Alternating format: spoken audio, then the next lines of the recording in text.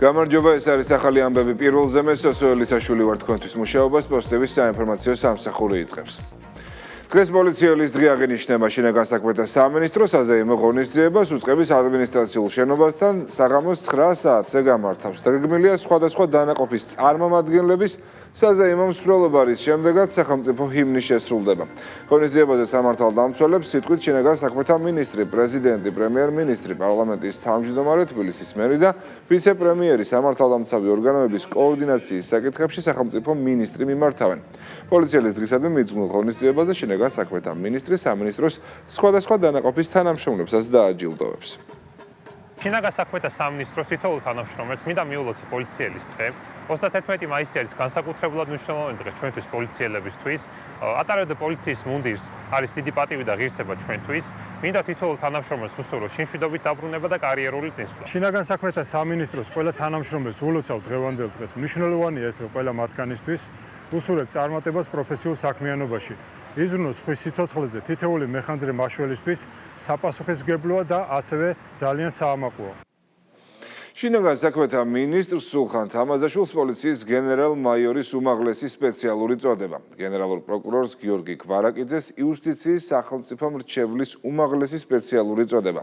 თბილისის პოლიციის დეპარტამენტის დირექტორს ვაჟა სილაძეს გენერალ-მაიორის უმაღლესი სპეციალური წოდება. შინაგან საქმეთა სამინისტროს სასაზღვრო პოლიციის უფროს დავით თამაზაშვილს კი საქართველოს სასაზღვრო პოლიციის გენერალ-მაიორის უმაღლესი სპეციალური წოდება მიენიჭათ. განკარგულებებს ხელს საქართველოს პრემიერ-მინისტრი ირაკლი კობახიძე აწერს.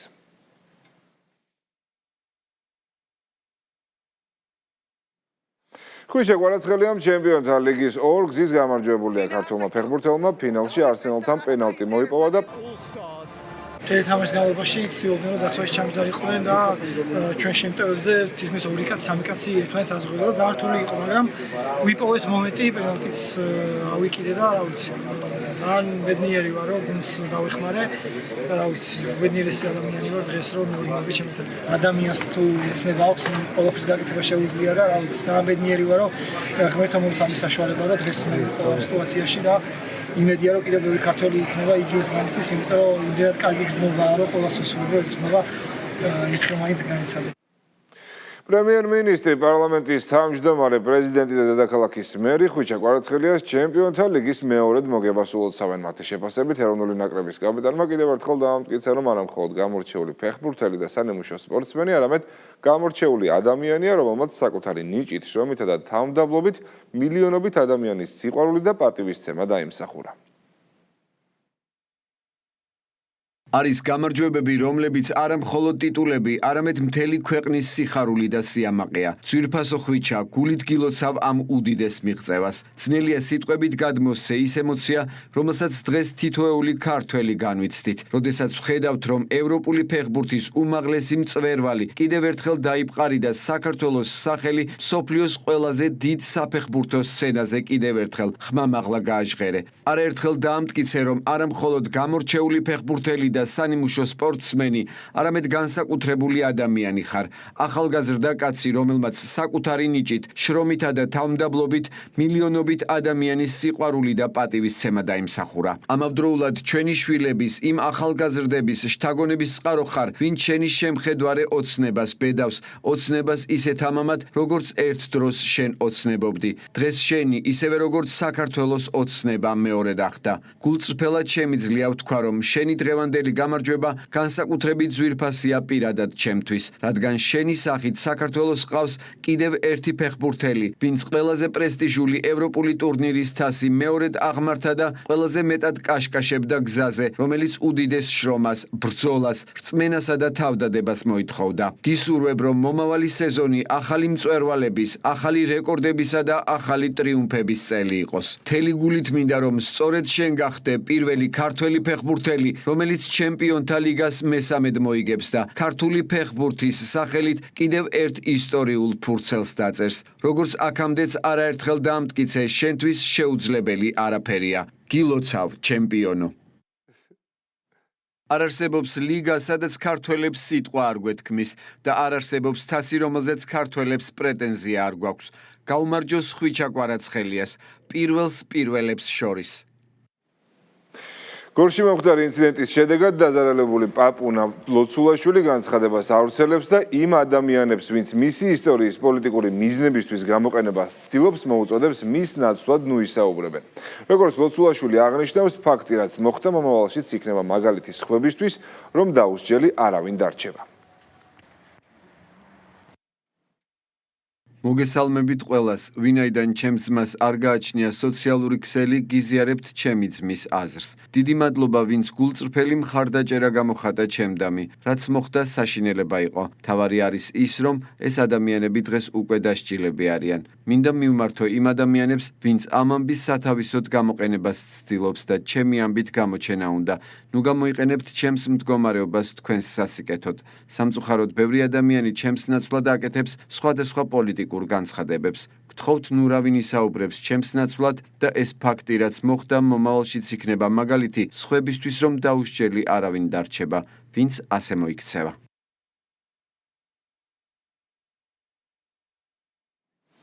საქართველოს ფუნდამენტურ ღირებულებებს, სარწმუნოებას, ოჯახს და ეროვნულ იდენტობას ამერიკის შეერთებული შტატები ჩვენს ქვეყანასთან მეგობრობის საფუძვლად მიიჩნევს. ამის შესახებ სახელმწიფო დეპარტამენტის დელეგაციის საპატრიარქოში გამართული შეხვედრის შემდეგ შტატების საელჩო წერს.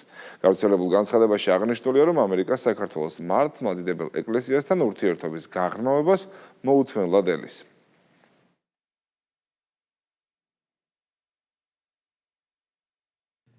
შეერთებული შტატების დელეგაციისთვის პატივი იყო თბილისში, საპატრიარქოში, სრულიად საქართველოს კათოლიკოს პატრიარქთან, მის უწმინდესობასა და უნეტარესობასთან, შიო მესამესთან შეხვედრა. დელეგაციამ ხაზი გაუსვა იმ ცივილიზაციურ კავშირებს, რომელიც ამერიკის შეერთებული შტატებისა და საქართველოს ურთიერთობების საყრდენს წარმოადგენს. შეერთებული შტატები ამ მეგობრობის საფუძვლად მიიჩნევს საქართველოს ფუნდამენტურ ღირებულებებს, მათ შორის სარწმუნოებას, ოჯახს, ეროვნულ იდენტობასა და ღრმა პატივისცემას ღვთივბოძებული უფლებებისადმი, რომელიც ადამიანის ღირსებას უზრუნველყოფს. ამერიკის შეერთებული შტატების დელეგაციამ ყურადღება გაამახვილა იმ ქრისტიანულ სათნოებაზე, რომელიც საუკუნეების განმავლობაში გამოარჩევდა ქართულ ცივილიზაციას თანაგრძნობითა და გულმოწყალებით. ასევე ეკლესიის ისტორიულ მისიაზე ყოფილიყო ქართველთა შორის შემრიგებლის ხმა.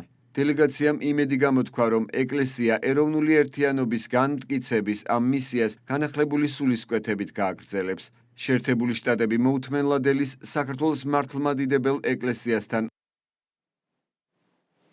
31 მაისს მსოფლიო თამბაქოსთან ბრძოლის საერთაშორისო დღეს აღნიშნავს დაავადებათა კონტროლისა და საზოგადოებრივი ჯანმრთელობის ეროვნული ცენტრის ორგანიზებით ოფიციალური შეხვედრა გაიმართა, სადაც დარგის ექსპერტებმა და მოწვეულმა სტუმრებმა მიმდინარე გამოწვევები და მიღწევები განიხილეს. ღონისძიება ჯანდაცვის მინისტრმა მიხეილ სარჯოლაძემ გახსნა.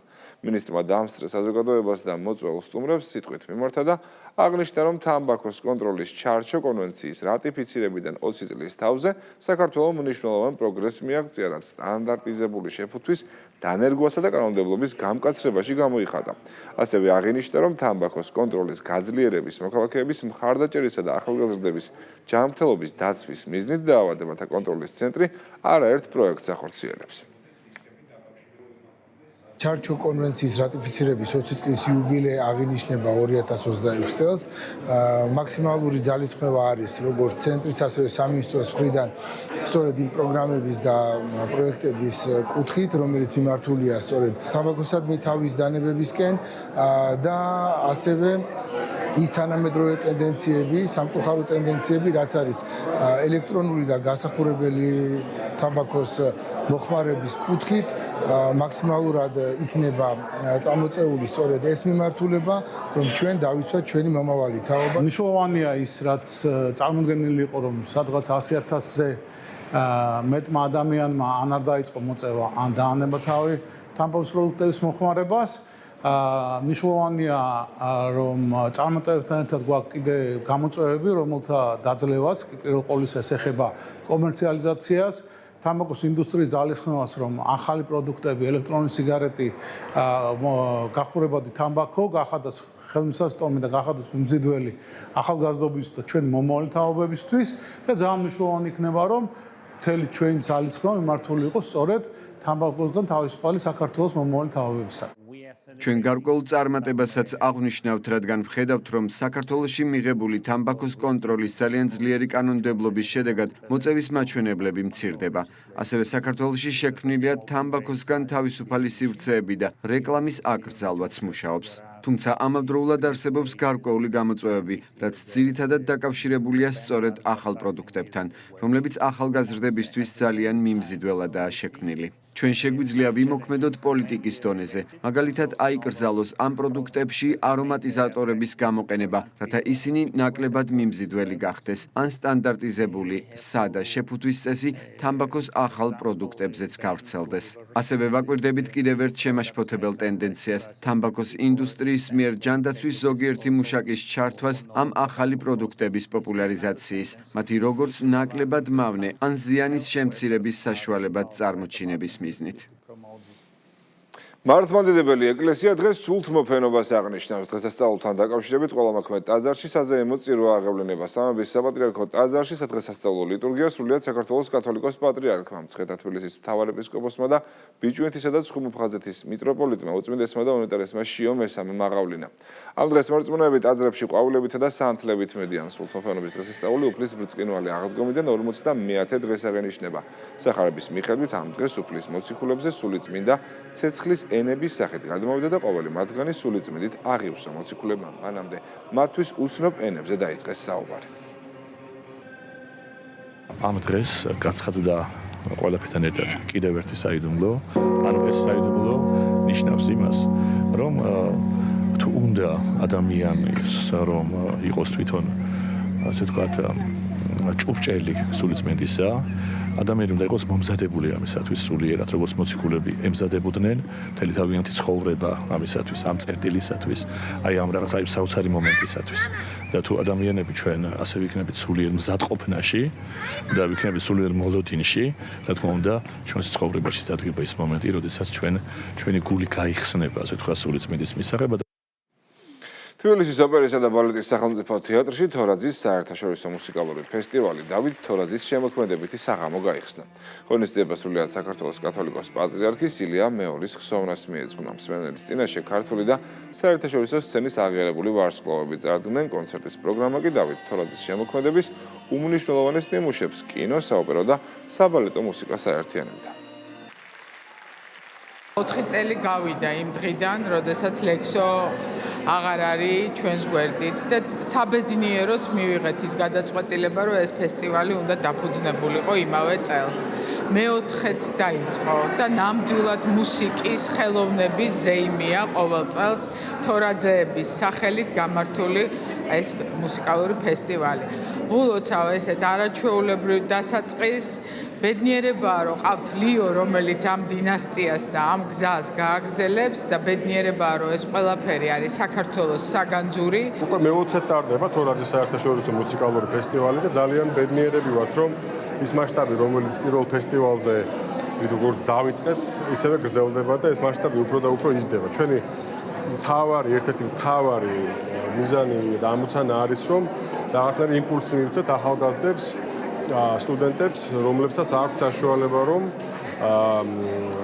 ერთ სცენაზე იყვნენ დიდ არტისტებთან. იტალიაშიც ჩატარდა მსგავსი კონცერტი, შესრულდა თორაძის უმნიშვნელოვანესი ნაწარმოებები, რამაც გამოიწვია ძალიან დიდი მოწონება იტალიელ პუბლიკაში, მუსიკოსებში, იმიტომ რომ ორკესტრის იტალიელები იყვნენ ძალიან ბევრი, ასე ვთქვათ, მონაწილე უცხოელი და ჩვენთვის უდიდესი სიამაყეა ამ ხარისხის, ამ მნიშვნელობის მუსიკა რო გაგვაჩნია. 59 წელს მამას გორდას პრემიერა შესდგა აი ამ დარბაზში. და ეხლა რომ აი იგივე გორდათი რომ დავიწყეთ ეს კონცერტი და სულ ფიქრობდი რომ აი წარმომიდგენია ეხლა мама იქედან როგორ გლოცავს ყველას და როგორ გვეფერება. ესე იგი, ნუ რა თქმა უნდა, ეხლა ეს გასაგებია, რომ შვილისთვის ეს რომ ემოციურია, მაგრამ მუსიკალურადაც მე მგონი საინტერესოდ იყო აგებული მთელი პროგრამა. პროექტ კინომოგზაურის ფარგლებში გორში ფილმ პრეზიდენტის ჩვენება მოეწყო, რომელსაც გორის კულტურის ცენტრმა უმასპინძლა. ქართულ ევროპული კინოპროდუქციის ჩვენების შემდეგ ფილმის განხილვაც მოეწყო. პროექტის ფარგლებში გორი მესამე ქალაქია, სადაც ფილმის ჩვენება მოეწყო. დასკვნითი ღონისძიება კი ზუგდიდში იგეგმება. პროექტი რეგიონალური მხარდაჭერით საქართველოს კინოცენტრის, კულტურის სამინისტროსა და შემოქმედებითი საქართველოს მხარდაჭერით ხორციელდება. პროექტი კინომოგზაური დღეს ქალაქ გორში უკვე მეორედ ჩამოვიდა. ჩვენ საქართველოს რეგიონებში მოგზაურობა დავიწყეთ 25 აპრილიდან. საქართველოს ეროვნული კინოცენტრის, კულტურის სამინისტროსა და შემოქმედებითი საქართველოს მხარდაჭერით ეს პროექტი 4 ქალაქში მოგზაურებს. ეს ქალაქებია თელავი, სადაც უკვე ვიყავით, ახალციხე, დღეს გორში ვიმყოფებით, როგორც აღვნიშნე, დასკვნით ეტაპზე კი ჩავალთ ზუგდიდში და იქაც ვაჩვენებთ ორ ფილმს.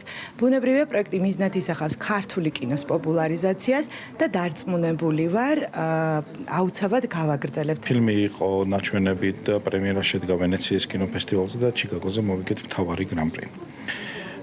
ეს ფილმი თავის დროზე იყო შექმნილი კინოცენტრის მხარდაჭერით და რა ვიცი, ამდენი წელი გავიდა 2014 წელს გადავიღე და ძალიან მოხარული ვართ, რომ გორში ვაჩვენებთ, იმიტომ რომ ამ ქალაქთან გვაკავშირებს კინოგადაღებები. ძალიან მომწონს მიუხედავად ის, რომ გორში ტარდება ის ყველაფერი. ძალიან კარგი არის დისკუსიები რეჟისორთან ერთად და ძალიან დიდი სურვილი მაქვს, რომ დიდხანს გაგრძელდეს ეს კინომოგზაურის პროექტი.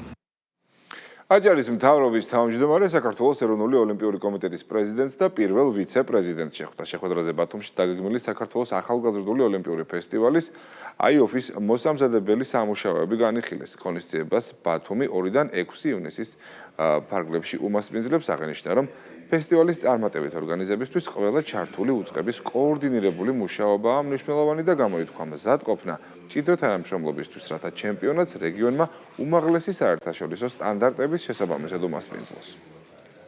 განვიხილეთ უმნიშვნელოვანესი დეტალები საჭერაში, როგორც იმართება ახალგაზრდული ოლიმპიური ფესტივალი. ეს არის უპრეცედენტო, ძალიან მასშტაბური ღონისძიება, მიმდინარეობს მოსამზადებელი სამუშაოები. გახსნა დაგეგმილი არის 2 ივნის ბათუმის ცენტრალურ სტადიონზე. ეს იქნება ერთ-ერთი უმნიშვნელოვანესი ღონისძიება მთელი ქვეყნის მასშტაბით. ჩვენთან ჩამოვა ძალიან დიდი რაოდენობა სტუმრები, სხვადასხვა რეგიონებიდან სპორტსმენები და ერთად შევძლებთ შევაჯამოთ ჩვენი სპორტული წარმატებები. დაახლოებით 1200 სპორტსმენი მიიღებს მონაწილეობას 17 სახეობაში. ეს არის მულტისპორტული ღონისძიება, რომელიც პირველად ტარდება. მადლობა აჭარის მთავრობას ხარში დგომისთვის და იმედია, რომ ეს ღონისძიება მაღალდობზე ჩაელის. ეს იყო ახალი ამბები პირველზე, ჩვენ ზუსტად 4-ზე დავუბრუნდებით დროებით.